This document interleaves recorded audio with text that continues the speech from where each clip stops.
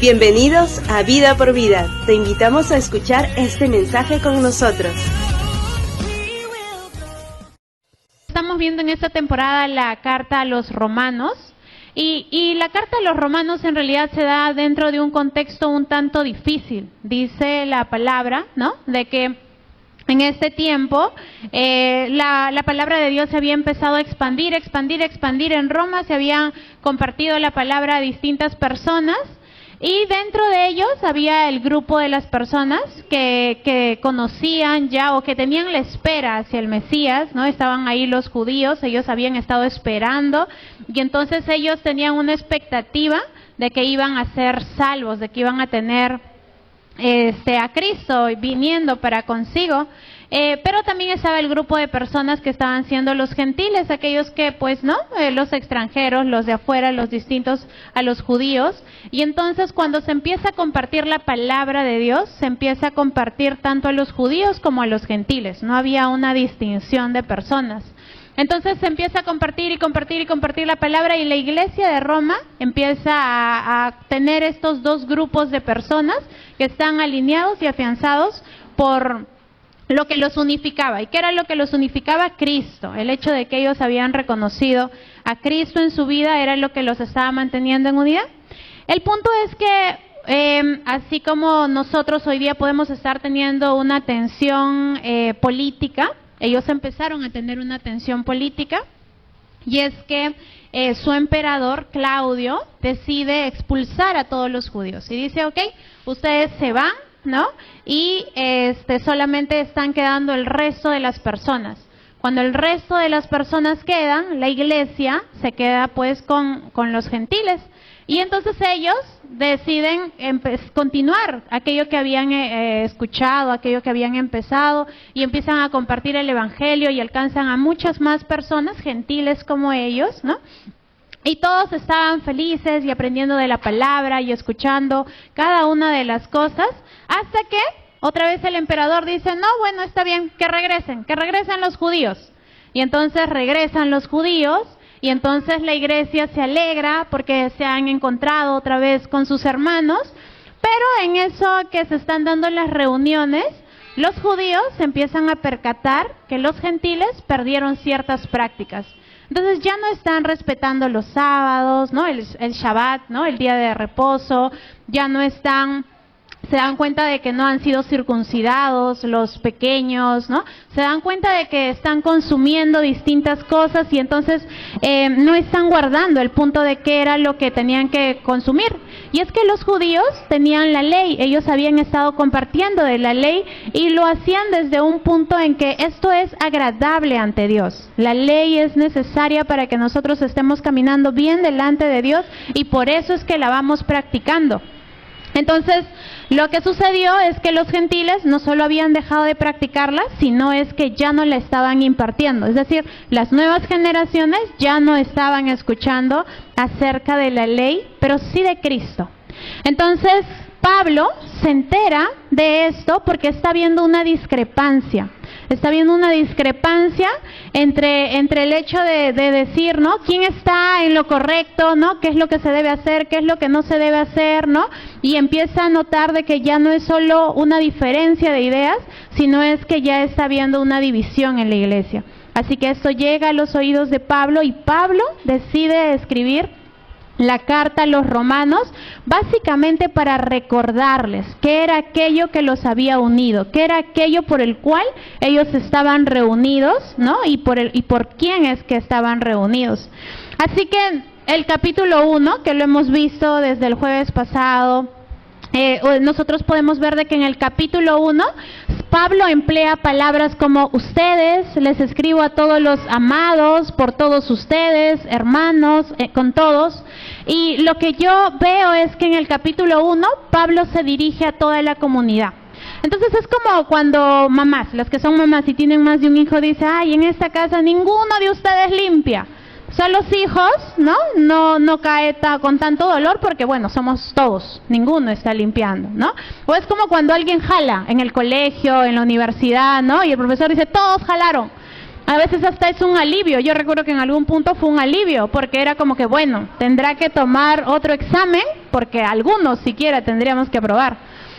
Y lo cierto es que, aunque Pablo empieza a hablarles a todos y les empieza a hablar, ¿no?, del fundamento, inicia desde una manera general, donde podrían ellos esquivar o sentirse fresh por decir, bueno, fallamos, pero todos, ¿no?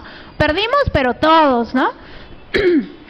Y entonces Pablo no deja las cosas ahí, y este es el capítulo que particularmente me ha tocado poder elaborar el día de hoy, la enseñanza, y es el capítulo 2. Y vamos a leer lo que dice el capítulo 2. Y el capítulo 2 dice, por lo cual eres inexcusable, oh hombre, quien quiera que seas tú que juzgas, pues en lo que juzgas a otro te condenas a ti mismo, porque tú que juzgas haces lo mismo. Mas sabemos que el juicio de Dios contra los que practican tales cosas es según verdad. ¿Piensas entonces que vas a escapar del juicio de Dios? Tú que juzgas a otros y sin embargo haces lo mismo que ellos. ¿No ves que desprecias las riquezas de la bondad de Dios, de su tolerancia, de su paciencia, al no reconocer que su bondad quiere llevarte al arrepentimiento? Pero por tu obstinación y por tu corazón sin arrepentimiento, sigues acumulando castigo contra ti mismo para el día de la ira, cuando Dios revela su justo juicio. Y así inicia el pasaje. Dice, por lo cual eres inexcusable, oh hombre, quien quiera que seas tú que juzgas. Entonces Pablo ya no está hablando, o sea, está haciendo una carta dirigida a todos, pero está diciendo, no, te estoy hablando a ti, quien quiera que seas. Es decir, yo no te conozco, pero tú sí sabes que yo te estoy hablando a ti.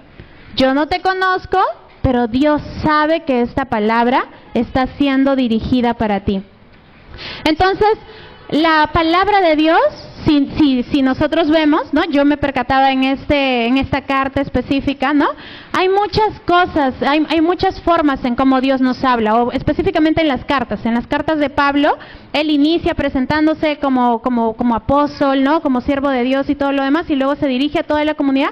Pero hay puntos específicos donde direcciona y hace desde una manera particular. Particularmente yo suelo leer, ¿no?, la Biblia, y entonces cuando hay palabra de bendición, entonces lo tomo. Pero cuando va algo específico, como que una palabra de corrección, como que una palabra de algo, es como que, no, desvío la palabra como si no fuera algo para mí. Pero me llamaba particularmente la atención este punto que dijera, quien quiera que seas tú que juzgas, ¿no? Porque para Pablo no era una importancia de decir, te descubrí. Tú eres la que está juzgando. Para Pablo era una importancia de que la persona sepa que Dios se está dirigiendo hacia la vida de esta persona. Y es que en nuestro caminar nosotros como creyentes, ¿no?, somos instruidos. O sea, cuando nosotros aquí hemos conocido de Cristo, hemos reconocido a Dios, a Jesús, como nuestro Señor y como nuestro Salvador. Él ha rescatado nuestras vidas. Y cuando nosotros hemos hecho esa confesión por nuestras vidas, cuando ha venido una convicción a nuestras vidas, ha habido una magnitud, un grado de arrepentimiento en nosotros que nos ha llevado a un sentido de purificación. Y es como tener vasitos con agua. Entonces, Cristo nos dejó de una manera completamente limpia, ¿no? Entonces, pero nosotros debemos saber de que eso es cuando hay una convicción de nosotros en Cristo. No todos, cuando inician su relación con Dios, cuando empiezan a conocer a Cristo, inician así. Es como, ¿no? Nosotros podemos, o algunas personas están discipulando, por ejemplo, hoy en día en los campus con un one-to-one. No porque ya inició un one-to-one, entonces ya tiene una conversión genuina, no es que ya se ha apartado de todo pecado, está en un proceso de crecimiento. Entonces pueden haber rezagos, pueden haber cosas, ¿no?, que pueden llevarlo a un punto donde todavía hay, ¿no?, pecados enraizados, idolatría, ¿no? O sea, todavía hay ciertas cosas que necesitan restaurar, que necesitan sanar, que necesitan entregar, que necesitan perdonar. Y así como nosotros, ¿no? O sea, como creyentes que podemos ser algunos ya maduros en la fe, tener años en el cristianismo, ¿no? También podríamos llegar no solamente a vivir en una vida de purificación con Cristo, sino es que si nosotros descuidamos de la manera en cómo nos estamos llenando, entonces vamos a empezar a vertir cosas de este mundo, ¿no? Vamos a tomar de las tentaciones que Satanás presenta y entonces las empezamos a consumir, y la purificación que Cristo ha traído a nuestra vida puede empezar a nublarse, ¿no? Y finalmente incluso llevarnos a tener una vida pecaminosa y caminar así. Eso es una realidad en el ser humano, ¿no? O sea, los que ya llevamos la clase 2, ¿no? O sea, se nos hablaba un poco acerca de esa rebeldía del ser humano. O sea, es el punto de la maldad en cada uno de nosotros, que estamos en ese proceso de santificación, ¿no? Que es todo un proceso, pero a la par, ¿no? Que también nosotros necesitamos aprender a ver esto dentro de nuestra iglesia. Entonces, ¿a qué voy con esto? En que Pablo inicia diciendo, ¿no? Pues en lo que juzgas a otro, te condenas a ti mismo, porque tú que juzgas haces lo mismo, mas sabemos que el juicio de Dios contra los que practican tales cosas es según verdad. Entonces, Pablo no está propiamente resaltando el punto del juicio. No está diciendo, oye, tú, ¿por qué estás juzgando a la otra persona? No está resaltando necesariamente el punto de juzgar. Y no con esto justificamos y decimos que está bien el hecho de que nosotros, yo que me creo perfecta, entonces le puedo juzgar a Yanela. No entramos en esa posición, sino es que Pablo le está diciendo, ¿no? Tú que juzgas, te condenas a ti mismo porque haces esas mismas prácticas. Es decir, que nosotros debemos entender que como creyentes estamos en un proceso de santificación, donde nuestro estilo de vida, un estilo de vida de arrepentimientos, debería llevarnos a tener una vida plena, santa, ¿no? Es decir, como si fuéramos un vasito completamente cristalizado. Pero basta que yo empecé a juzgar, ya está hablando algo de mí. Entonces, tan cristalizada no estoy. Puedo estar, ¿no? Un poquito más movida de estar cristalizada. Entonces, si yo empiezo a examinar a las demás personas, seguramente, porque Pablo dice en la palabra, él dice, ¿no?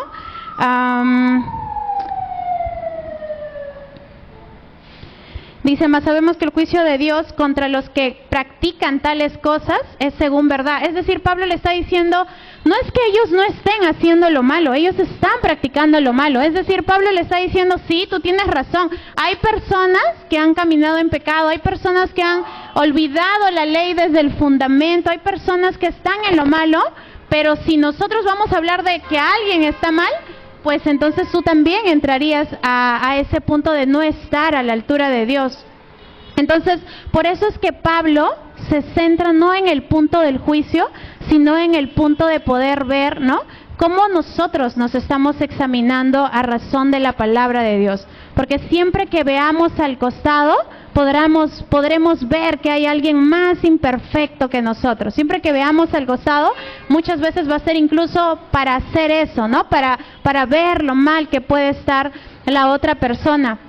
Y ahí es donde nosotros necesitamos tener cuidado, porque ahí es donde Dios nos está diciendo, hey, ten cuidado, porque cuando tú estás juzgando y estás pidiendo que haya una purificación completa, entonces también te estás condenando porque nosotros mismos no le estamos practicando. Entonces, ¿no? Es como este punto de decir, ¿no? Sí, pues algunas personas no hacen discípulos, ¿no? Y es porque están centrados en sí mismos, en sus cosas mismas.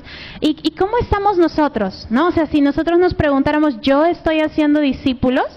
¿Yo no estoy centrada solamente en mis propias cosas? Y mi respuesta debería estar alineada a mis frutos. Porque entonces, si yo estoy examinando la vida de otras personas con respecto al hacer discípulos, mi vida debería ser un reflejo de que yo estoy teniendo discípulas. Entonces, por eso es importante que nosotros veamos que el punto no es el juicio, ¿no? O sea, porque necesitamos aprender a vernos, porque si no, nunca tampoco avanzamos a un punto de crecimiento. El punto es cuando solamente estamos para ver el error de hacia afuera y no estamos examinando nuestras propias vidas. Entonces podemos empezar a ver quién ayuna y quién no ayuna, ¿no? Y podemos catalogar que la vida de tal persona es así porque no ayuna, pero ¿cómo estará siendo mi vida? Podría yo definir que la vida de tal persona está siendo así porque pareciera que no hace devocionales, pero ¿qué tanta devoción hay en mi vida hacia Cristo? Es decir, nosotros, Pablo nos invita a través de esta palabra a poder examinarnos a la luz de la palabra, qué tan bien nosotros estamos. ¿Cómo es que nosotros estamos llevando nuestra relación con Dios? Porque lo cierto es que aunque Pablo dice, ¿no? Y habla acerca del punto del juzgar, ¿no? Y lo cierto es que Pablo está enseñando que nosotros no debemos estar en esa posición de juzgarnos los unos a los otros. Pablo también dice que sí habrá un juicio, ¿no? O sea, que sí seremos juzgados. Y Pablo dice que Dios lo hará con la verdad. Entonces, si hoy nos puede fastidiar, ¿no? Que alguien venga y nos critique y nos juzgue y nos diga algo, ¿no? Entonces, ¿cómo nosotros responderemos delante de Dios? Porque Pablo dice que eso es lo que estaba sucediendo. Más sabemos que el juicio de Dios contra los que practican tales cosas es según verdad. Es decir, el Señor está viendo nuestra manera de actuar, el Señor está viendo nuestra manera de pensar, el Señor está conociendo cuáles están siendo nuestras intenciones, cuál está siendo cada uno de los detalles de la manera en cómo nosotros estamos llevando nuestra vida.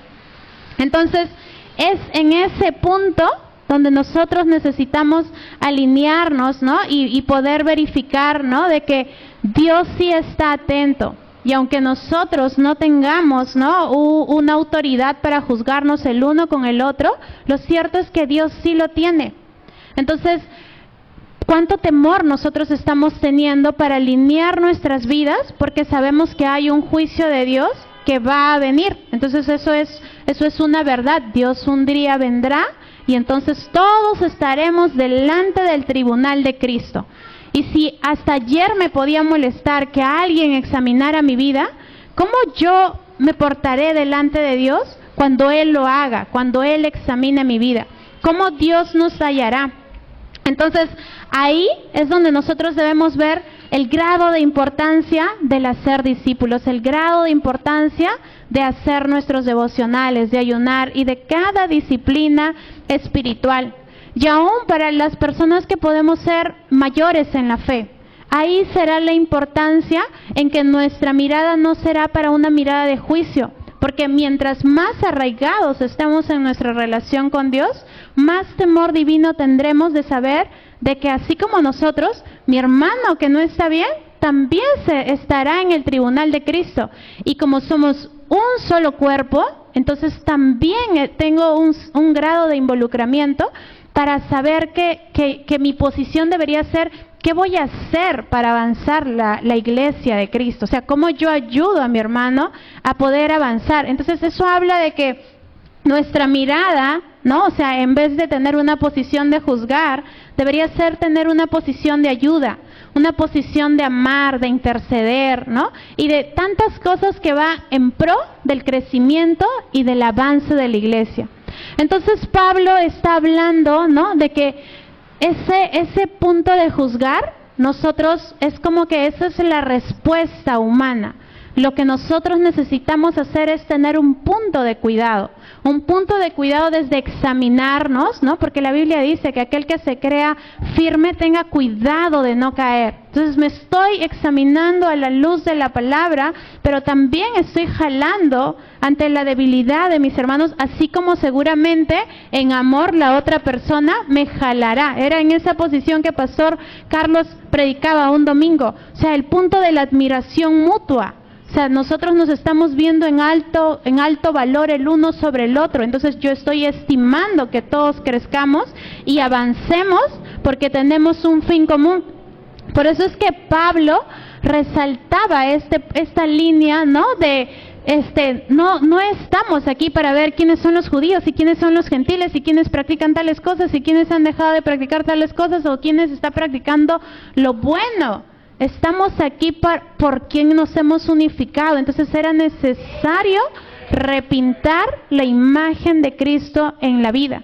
Entonces nosotros necesitamos aprender a examinarnos a razón de esta palabra, porque Dios habla a su iglesia, pero también nos habla en la particularidad de nuestros corazones. Por eso es que esta carta inicia diciendo, quien quiera que seas tú que juzgas. Entonces, aún ahora mismo, ¿no? O sea, Dios sabe hacia quién está dirigida la palabra. O sea, cuando yo empecé a elaborar esta prédica, si bien cada enseñanza antes de repente de ser un tiempo de ministración para todos nosotros como iglesia, se hace un tiempo de ministración para la persona que predica, pero para mí era un énfasis particular en saber que esta era una palabra de una manera particular para mi vida, ¿no? Entonces era, ¿qué es lo que el Señor me quiere mostrar a través de esta palabra? O sea, ¿cuál es el punto en el que particularmente yo, Paola, tengo que alinearme a razón de la palabra de Dios? Entonces, nuestra posición debe ser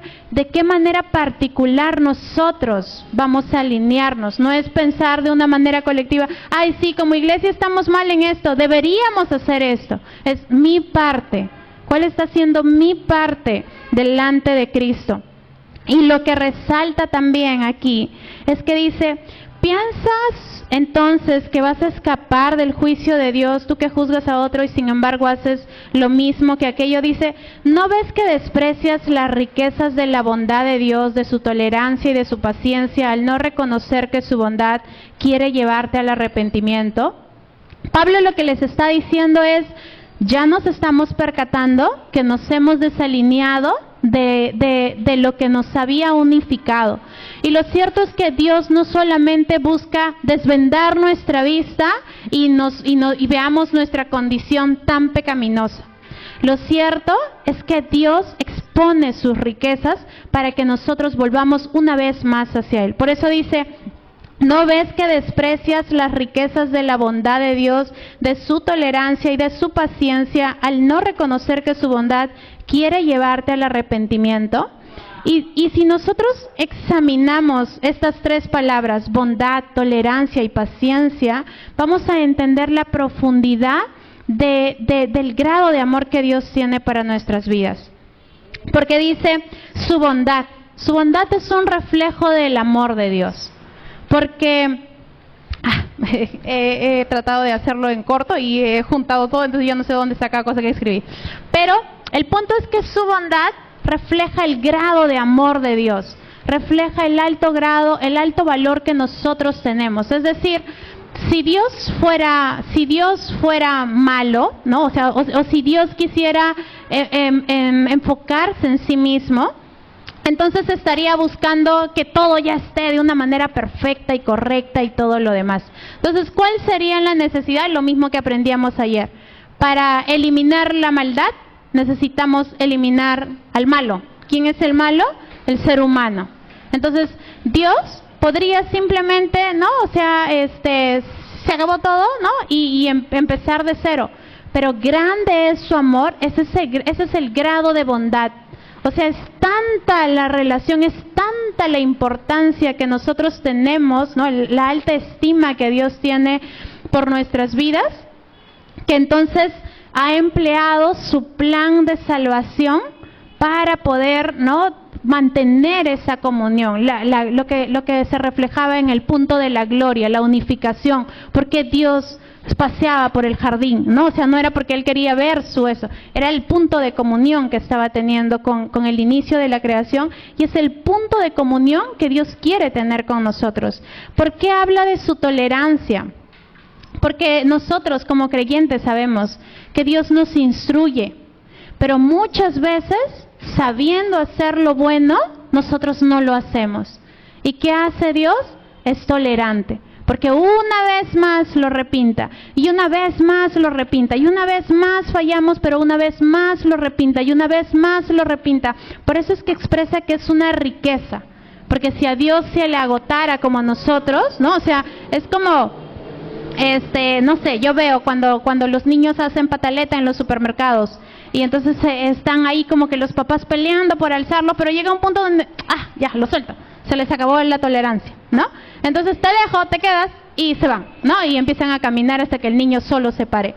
Pero Dios es un Dios tolerante, es su riqueza. Entonces, ahí es donde nosotros podemos ver, ¿no? De que por eso es que Dios nos enseña una y otra vez más, una y otra vez más, una y otra vez más. Y también habla de su paciencia. Su paciencia, porque el mundo se pudo haber acabado ayer. O de repente no el mundo, pero tu vida se pudo haber acabado ayer o hace un minuto, pero Dios nos sigue manteniendo a nosotros con vida. Es su paciencia hacia el punto de esperar que nosotros regresemos a su encuentro. Pero Pablo dice, ¿no ves que desprecias las riquezas de la bondad de Dios? Es decir, Pablo está mostrándonos de que aunque Dios es bondadoso, aunque Dios es tolerante, aunque Dios es paciente, como seres humanos desperdiciamos de estas riquezas. Es decir, le estamos diciendo, Señor, aunque tú me ames, yo no te amo. Cuando nosotros no decidimos arrepentirnos, le damos una respuesta hacia un punto de desperdiciar de aquello que es Dios. Por eso es que aunque Dios es un Dios tolerante, nosotros decimos, no, yo te quiero cansar, Señor. Aunque Dios es un Dios paciente, le decimos, sigue esperando, Dios. Entonces, por eso es que Pablo dice, ¿no ves que desprecias? En otras versiones, había otra palabra. En otras versiones, ¿no? Hablaban desde ese punto de no un desprecio, sino de un despilfarro. Donde nosotros que tenemos una vida donde entendemos, ¿no? Creo que Yalet sería el único aquí que no, pero donde nosotros que entendemos que nuestro día a día se mueve también porque hay una economía de por medio circulando, ¿no? Es decir, todos aquí pagamos pasaje, compramos comida y bla bla bla bla bla bla bla bla bla bla bla bla. Entonces, cuando nadie va por ahí diciendo, ay, tengo 200 soles, lo voy a botar. Nadie va por ahí desperdiciando las pequeñas monedas incluso que nosotros podamos tener. Entonces, si nosotros no entendiéramos, ¿no?, que eso es lo que estamos haciendo para con lo que Dios nos da, entonces podríamos entender, ¿no?, cómo se está sintiendo el Señor cada vez que decidimos no arrepentirnos.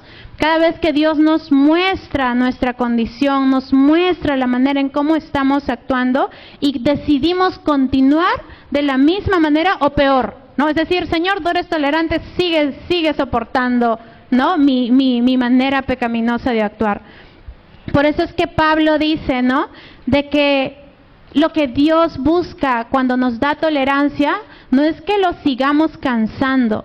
Lo que Dios busca cuando nos da paciencia no es que, ay, bueno, tengo tiempo todavía para arrepentirme, ¿no? Y por eso es que a veces el orgullo es mayor, ¿no? Por eso es que a veces el punto del dolor, de la ofensa se hace mayor, ¿no? Y entonces si nos empecinamos con mantener nuestra posición, pero lo cierto es que Pablo dice, la paciencia de Dios no es para que tú mantengas tu firmeza. La paciencia de Dios es para tener una vida en arrepentimiento.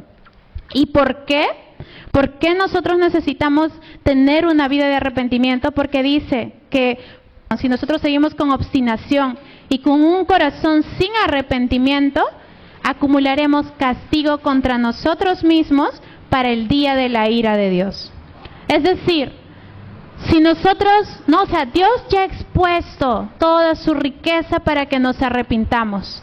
Sigue estando el libre albedrío en nuestras vidas. Está en nuestra disposición, ¿no? Hablando del libre albedrío que está disponible para nosotros, el arrepentirnos o no.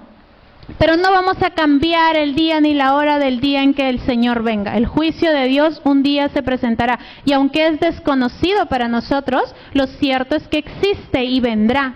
Y cuando ese día venga, si nosotros no hemos tenido una vida de arrepentimiento, la ira de Dios contra nosotros caerá. Entonces, ¿cómo nosotros queremos llegar ante la presencia de Dios? O sea, queremos como que estar con esos temores que nosotros podemos ver a lo mejor en temblores, ¿no? O sea, en diversas dificultades. Es como que ahí las personas se acuerdan de Dios. ¿Cómo nosotros responderemos ante Dios, ¿no? Cuando el Señor venga, ¿tendremos temor o tendremos alegría? ¿Nos esconderemos o correremos a su encuentro? Ese es el punto en que Pablo está haciendo una invitación a la iglesia para examinar su corazón a razón de la palabra de Dios, y está haciéndonos una invitación al arrepentimiento. Lo segundo que Pablo habla lo vemos en los pasajes del 12 al 16. Dice: todos los que han pecado sin conocer la ley también perecen sin la ley, y todos los que han pecado conociendo la ley, por la ley serán juzgados. Porque Dios no considera justos a los que oyen la ley, sino a los que la cumplen. De hecho, cuando los no judíos que no tienen la ley cumplen por naturaleza lo que la ley exige, ellos son ley para sí mismos, aunque no tengan la ley. Eso muestra que llevan escrito en el corazón lo que la ley exige, como lo atestigua su conciencia, pues sus propios pensamientos algunas veces lo acusan y otras veces lo excusan. Así sucederá el día en que por medio de Jesucristo Dios juzgará los secretos de toda persona, como lo declara mi evangelio. El verdadero judío lo es interiormente, y la circuncisión es la del corazón, la que realiza el espíritu, no el mandamiento escrito. El que es judío, así lo alaba a Dios y no la gente. Habíamos hablado, conociendo un poco el contexto de Romanos, es que estaba en el grupo de judíos y estaba en el grupo de gentiles. Entonces, Pablo les estaba recordando esta línea de decirles, ¿no? Recuerden el fundamento, es decir, la ley es importante, pero ustedes necesitan recordar por qué nació la ley. La ley no nació porque a Dios se le ocurrió. Entonces, es los profesores. ¿Por qué los profesores hacen normas de convivencia? ¿Por qué se escribe? ¿Por qué hay políticas de trabajo? No nació de la nada. Nació bajo un propósito. Lo mismo, la ley nació bajo un propósito. Entonces Pablo les está diciendo que recuerden esto. Entonces para nosotros también debe ser este punto de preguntarnos, ¿no? De decir, ok, nosotros congregamos, y congregar es bueno. Diezmamos, ¿no? Es decir, me pagan, diezmo, listo, ¿no? Tengo grupo vida los sábados, voy, listo. Entonces, pero realmente se tratará de solamente conocer que congregar está bien, que diezmar está bien, que asistir a un grupo vida está bien, o entendemos el por qué hacemos cada cosa. Es decir, ¿somos conscientes de por qué hemos venido a congregar el día de hoy? ¿O solamente hemos venido por venir? ¿O solamente hemos venido porque, pues, no, es parte de la rutina de los días jueves? O sea, ¿por qué nosotros estamos congregando el día de hoy? ¿Por qué congregamos los días domingo? O sea, ¿lo sabemos? ¿O nos ha dado de repente temor incluso de preguntar, ¿no? De preguntar porque consideren que esté mal aprenderlo. Pero necesitamos entender el fondo del por qué aún practicamos cada disciplina espiritual. Lo mismo con nuestros diezmos, ¿no? O sea, es este punto de la tecnología nos ayuda mucho para poder hacer cada cosa. Entonces uno puede pagar la luz, el agua, ¿no? El teléfono y todo lo demás. Pero si dentro de esos pagos, ¿no? Tú dices, el diezmo y tanto, y todo se hace como que, ¿no? Una escala de pagar cuentas. ¿Estoy sabiendo por qué diezmo? ¿Por qué ofrendo? O sea, cuando doy un compromiso misionero, entiendo el por qué, o sea, entiendo lo que he sido llamado, o sea, para lo que estoy siendo parte de. El fondo es importante. Nosotros necesitamos recordar, y Pablo decía, la ley es buena, pero nosotros necesitamos entender que no se trata solamente de conocerla, ¿no? O en ese punto de la aplicación, sino que nosotros necesitamos ahondar en esa profundidad del cumplimiento. Él decía, ¿no?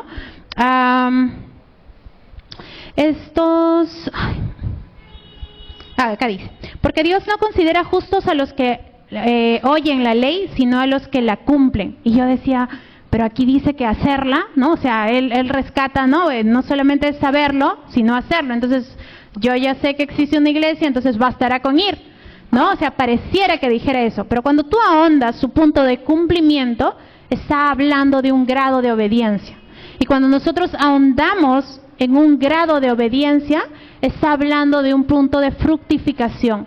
Nosotros no obedecemos porque somos robotcitos o somos títeres. Recordemos, Dios nos ha dado libre albedrío. Es mi elección, es una respuesta hacia la voluntad de Dios. Entonces, el más claro ejemplo de lo que Pastor siempre nos predica, ¿no? Es que tú no ves a una planta pujando para que dé un fruto. Es su naturalidad por el cual está dando el fruto. Nuestro punto de obediencia es nuestro estilo de vida, es nuestra naturalidad. Es porque, aunque no me estoy diciendo en el camino, hoy estoy yendo a la iglesia, no, pero no, pero es mi estilo de vida, saber, es el grado de contentamiento, el gozo. Cuando yo diezmo, entonces estoy entendiendo que estoy haciéndome participación del reino de Dios. O sea, no es solamente que di dinero, no, ya di, no, ya, no. O sea, estoy entendiendo que Dios es el que está gobernando mis finanzas. Yo estoy actuando en un grado de obediencia a Dios. Yo estoy fructificándome cuando le estoy dando mi diezmo. Es una respuesta al amor. Entonces, ese era el resalte que Pablo estaba diciendo. Y ahí es donde nosotros necesitamos examinarnos. ¿Por qué hacemos lo que hacemos? Porque si nosotros hoy no entendemos por qué hacemos lo que hacemos, mañana cuando vengan distintas tribulaciones, o sea, por eso es que está esa palabra, ¿no? Que dice que cuando, ay, se me fue. Pero es cuando tú te fundamentas, ¿no? Sobre la roca, entonces así venga, no sé si dice tempestades, problemas, ¿no? No recuerdo la palabra exacta, tempestades. Sí, cuando vengan tempestades, ¿no? Entonces tú prevalecerás. Porque cuando está sobre la arena, entonces es removido. Cuando nosotros solo hacemos por hacer las cosas y no sabemos por qué nos hemos enraizado, entonces no hay raíz, seremos titubeantes, ¿no? Entonces, hoy puedo estar congregando. Pero si yo no sé por qué mantengo esa fidelidad a la respuesta de la fidelidad de Dios, mañana será una opción dejar de congregar. O sea, si hoy estoy diezmando, mañana tendré una situación financiera difícil y estaré considerando el no diezmar. Entonces, por eso es importante que nosotros afiancemos, nos recordemos, vayamos al fondo del por qué hacemos cada una de nuestras cosas en nuestro día a día. O sea, no se trata solamente hablando desde un punto eclesiástico del congregar, ¿no? O sea, es esta mirada de ¿qué hago mientras trabajo? ¿Qué hago mientras estudio? Hay un punto de honra, tiene que haber un punto de honra en cada cosa de lo que yo hago, o sea, dentro de mi habitación. ¿Qué es lo que estoy haciendo? Hay un punto de glorificación hacia Dios cuando nadie me ve, cuando nadie me escucha. Estoy caminando en ese punto de glorificación cuando nosotros entendemos que el Espíritu de Dios habita en nosotros, cuando nosotros reconocemos que tenemos a un Dios omnisciente, que sabe cada uno de nuestros pensamientos y sabe si estamos viniendo por venir, si estamos actuando por actuar. Está sabiendo Dios de que en realidad estamos tambaleando y no estamos tan cristalizados como ese vasito que vimos. Estamos contaminados y despilfarrando las riquezas de Dios porque decidimos no movernos de esa condición. Y Pablo, una vez más, no les deja con esta línea de una vez más exponer su condición, sino es que les dice en el versículo 29 del capítulo 2, dice: el verdadero judío lo es interiormente, y la circuncisión es la del corazón, la que realiza el Espíritu, no el mandamiento escrito. Al que es judío, así, lo alaba a Dios y no la gente. Entonces, Pablo está diciéndoles, ¿no?, de que no mengua a la ley, no mengua al hecho de, ¿no?, del por qué se circuncidaban, por qué guardaban el día del reposo, por qué se guardaban de ciertos alimentos. Pero lo cierto es que decían, tiene que haber en tu corazón la motivación correcta del por qué haces lo que haces. Porque si no, mañana, cuando se presenten dificultades, entonces tú serás tentado. Y aún Pablo está mostrando de que no es fácil ser creyente. No es sencillo, ¿no? Yo escuchaba de un, no sé si era creo que era un misionero musulmán, una misionera, perdón, musulmana, ¿no? Y ella decía, ¿no? De que cuando ella se vino para el lado de Latinoamérica, entonces ella decía, ¿no? De que se sorprendía porque nosotros admiramos mucho a los cristianos que están allá, perseguidos, y entonces decimos, wow, qué gran fe, ¿no? Qué gran perseverancia, ¿no? Nos preguntamos muchas veces si responderemos con la misma valentía que ellos lo están haciendo. Pero ella decía de que nosotros también peleamos grandes batallas, y por ejemplo decía, aquí las mujeres usan ropa muy ceñida, o tú puedes ver personas en traje de baño y ves como los varones buscan su santificación delante de Dios. Aquí tienes préstamos bancarios y los cristianos, teniendo esa opción, deciden no endeudarse. Y empieza a ser un montón de ejemplos de lo que para nosotros puede ser una cotidianidad, ¿no? De lo que naturalmente el mundo hace. Y no está siendo nuestra elección. Y ella dice, aquí hay más tentaciones, allá no. Allá tú te apegas a tu Biblia y solo conoces tu Biblia porque no hay radio, no hay tele, no hay tentación de nada, y es como que más fácil, decía ella, ¿no? Y nosotros decimos, qué difícil debe ser, ¿no? Estar siendo perseguido por el Evangelio, ¿no? Y esta persona encontraba una admiración. Y lo cierto es que ninguno es mayor que el otro, ¿no? O sea, nuestra misma admiración o nuestra misma posición debería seguir siendo en esa misma admiración, porque ¿cómo responderemos cuando haya persecución? Pero lo cierto es que necesitamos también reconocer de que es cierto. Hoy en día tenemos muchas tentaciones para nuestra vida.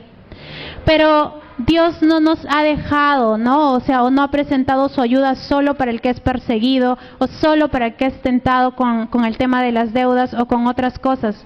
Sino es que Pablo dice en el versículo 29, dice, ¿no? El verdadero judío lo es interiormente y la circuncisión es la del corazón, la que realiza el espíritu, no el mandamiento escrito. Entonces, el resalte es que todos los creyentes, más allá de si se hayan circuncidado o no físicamente, ¿no? Más allá de las dificultades que nosotros podamos vivir, es el Espíritu de Dios el que está examinando nuestras vidas. Y la palabra dice que Él también es nuestro ayudador. O sea, su ayuda viene en un escudriñamiento. Él nos ayuda a escudriñar lo que hay dentro de nuestro corazón. Entonces, ¿cómo es que nosotros estamos respondiendo ante la ayuda del Espíritu Santo? ¿Somos conscientes de que el Espíritu de Dios mora en nosotros? Por eso es que la Biblia dice de que nosotros debemos tener ese cuidado de no contristar, porque el Espíritu está. La Biblia dice de que es una disposición del Espíritu. Él siempre está dispuesto. ¿Qué tan dispuestos estamos nosotros para alinearnos delante del Señor? Porque la ayuda la estamos teniendo, porque la convicción el Señor le está dando. Entonces no se tratará de bajarle el nivel a las tentaciones, a las dificultades, a lo que nos falta crecer. El punto no es, ¿no?, menospreciar las batallas que estamos teniendo. El punto es enaltecer, o sea, el poder de Dios, la grandeza del Espíritu Santo, de lo que podría ser en nuestras vidas. Porque mientras más llenos estemos nosotros del poder de Dios en nuestras vidas, entonces ese será nuestro reflejo. Ahí es donde nosotros reflejaremos a Cristo. No recuerdo si fue un post o si era un libro, pero decía, ¿alguna vez te han confundido con Jesús? ¿No? Entonces es como que a muchas personas les dicen, ay, tú te pareces, ¿no?, a tal persona. Pero ¿alguna vez alguno de nosotros nos habrán dicho que nos parecemos a Jesús? ¿No? O sea, ¿dónde está esa mirada, esa posición de la muestra de nuestro avance dentro del Evangelio de Dios? O sea, mi vida el día de hoy está reflejando la transformación que Dios ha querido que venga a mi vida hasta el día de hoy, porque mañana, ¿no?, o sea, seguirá el de gloria en gloria y de victoria en victoria. Pero hoy Estoy posicionada, estás posicionado donde Dios te ha llamado a estar, de la manera en como Dios te ha llamado a estar, o necesitamos alinearnos hacia lo que el Señor quiere traer. Entonces yo quiero que nos pongamos de pie, porque los primeros capítulos de Romanos 3 empieza diciendo Pablo y dice: no hay un solo justo, ni siquiera uno. No hay nadie que entienda, nadie que busque a Dios. Todos se han descarriado, juntos se han corrompido. No hay nadie que haga lo bueno, no hay uno solo. Y eso es lo cierto, en que nosotros no somos buenos, pero tenemos al bueno. O sea, nuestra mirada necesita ser depositada, puesta en Jesús. La Biblia dice de que Él es el autor y el consumador. O sea, Él es el que ha iniciado en nuestras vidas y Él es el que Él lo terminará. Podemos caminar con ese grado de confianza, de soltar nuestras justificaciones delante de Dios. A lo mejor alguien nos ha juzgado y la respuesta muchas veces al sentirnos juzgados es la ofensa. Entonces a lo mejor estás en alguna de las dos posiciones: o has juzgado y necesitas arrepentimiento, o has caído en la ofensa y necesitas arrepentimiento. Entonces ese es el punto, que todos necesitamos de Cristo y todos necesitamos poner nuestra mirada en Él. Y el segundo es que todos tenemos la ayuda del Espíritu Santo. El Espíritu Santo no habita en el Medio Oriente. El Espíritu Santo es esa característica viva de Dios de ser omnipresente y habitar. La Biblia dice de que nosotros somos morada del Espíritu Santo. Entonces, ¿cómo está nuestra morada? ¿Cómo está el Espíritu de Dios viviendo dentro de nosotros? Porque no hay ni un solo justo. No se trata de nosotros. Si nosotros nos vamos a centrar a vernos, solamente hallaremos imperfecciones. Pero si nosotros depositamos nuestra mirada en Jesús, ahí entonces nosotros veremos a un Dios bondadoso, a un Dios paciente, a un Dios que no tiene un fin en su amor, sino que tiene un punto de entrega. Entonces vamos a orar y yo te pido que ahí, cerrando tus ojos, tú puedas tener un tiempo de reconocer tus faltas. Tú puedas reconocer si hemos caído en juzgar a las personas.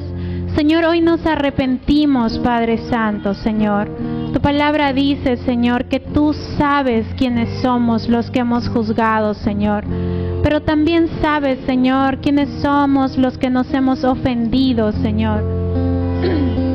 Y oramos, Señor, arrepintiéndonos, Señor, porque hemos caído, Señor, en dejar de verte a ti y ver, Señor, lo tratado que somos nosotros, Señor. Pero hoy oramos, Señor, poniendo nuestra mirada en ti, Señor. Perdónanos, Señor, por anteponernos a ti, Señor. Perdónanos por anteponernos, Señor, ante nuestros hermanos, Señor. Perdónanos, Señor. Perdónanos, Padre Santo, porque tu palabra dice, Señor, que por nuestra unidad, Señor, los de afuera nos reconocerán, Señor.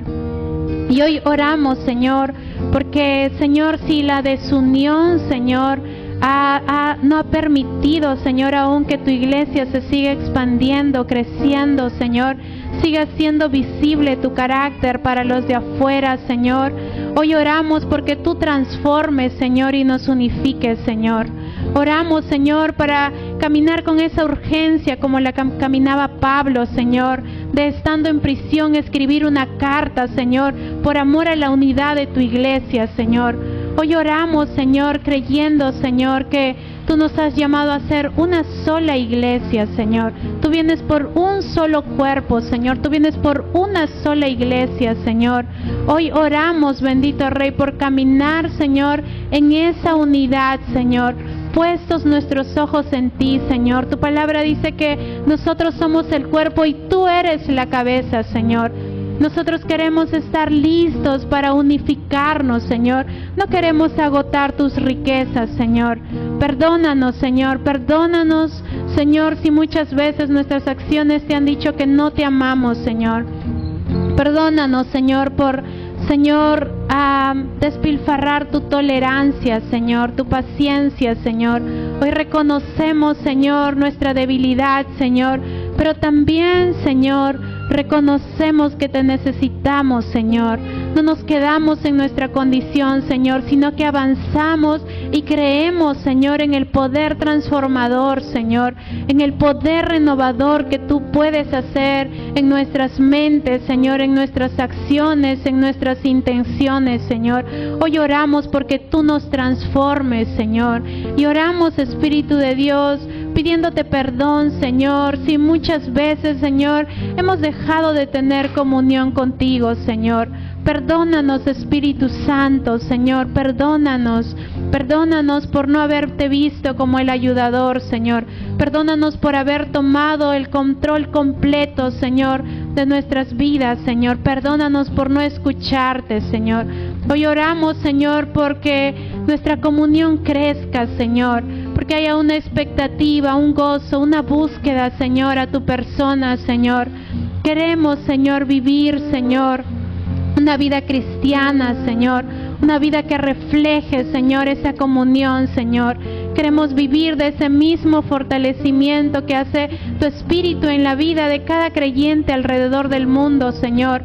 Pero también, Señor, ese mismo Espíritu disponible, Señor, para ayudarnos en nuestro día a día, Señor.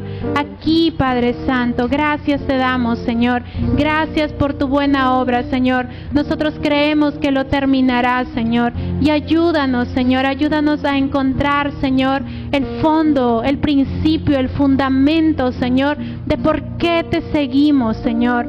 Señor, ayúdanos a entender el alto valor de tu sacrificio, Señor, de que es un honor, es un privilegio, Señor, recibir tu salvación, Señor. Gracias, gracias porque no lo merecemos, Señor, porque ninguno acá es justo de merecer tu salvación, Señor, pero grande es tu misericordia, Señor, para vernos, Señor. Gracias, gracias por vernos, Señor. Gracias por verme, Señor. Gracias, Señor. Gracias porque no lo merecía, Señor, pero así es tu amor, Señor, incomprensible, Señor, ante una mente, Señor, humana, Señor.